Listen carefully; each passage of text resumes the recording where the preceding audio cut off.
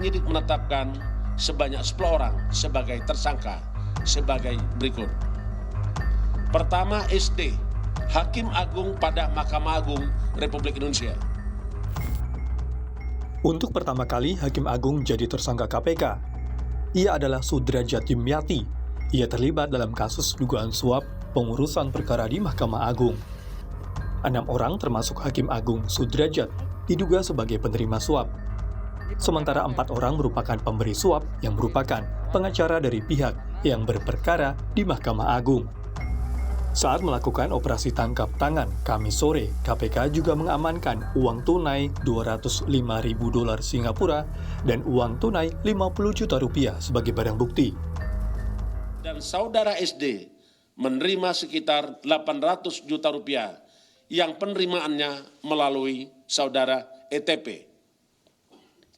Dengan penyerahan uang tersebut, putusan yang diharapkan oleh YP dan ES selaku kuasa hukum daripada kuasa hukum KSPID untuk dikabulkan dengan menguatkan putusan kasasi yang sebelumnya yang menyatakan KSPID pilot. Pusat Kajian Anti Korupsi Universitas Gadjah Mada menilai dengan terungkapnya kasus suap ini membuktikan bahwa jual beli perkara masih kerap dilakukan oknum penegak hukum.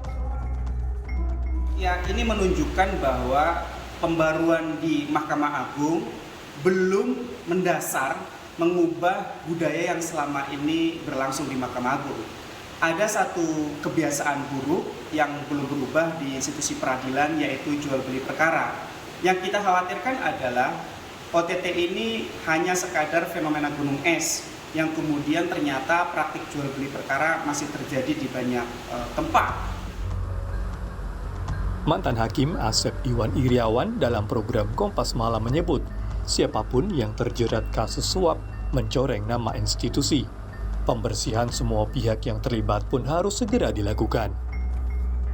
Mahkamah Agung juga yang terkena. Nah, kalau sekarang betul-betul katakanlah ada di lingkungan gedung, sekali lagi di lingkungan gedung Mahkamah Agung pejabatnya, siapapun, entah itu Hakim Agung, entah itu Hakim Justisial, untuk pejabat struktural atau pegawai Mahkamah Agung, ini sangat memalukan, memuakkan, ya, mengerikan sekali gitu kan, bahwa lingkungan Mahkamah Agung ternyata bisa bermain. Terbukti kan ada uang-uang yang ya jadi dikumpulkan oleh KPK. Artinya apa?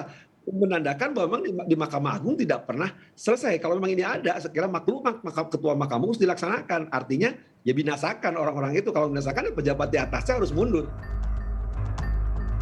Menjadi sebuah ironi bahwa bagaimana sebuah institusi peradilan tertinggi negara tak mampu membentengi diri dari jeratan praktik korupsi. Tim Liputan Kompas TV.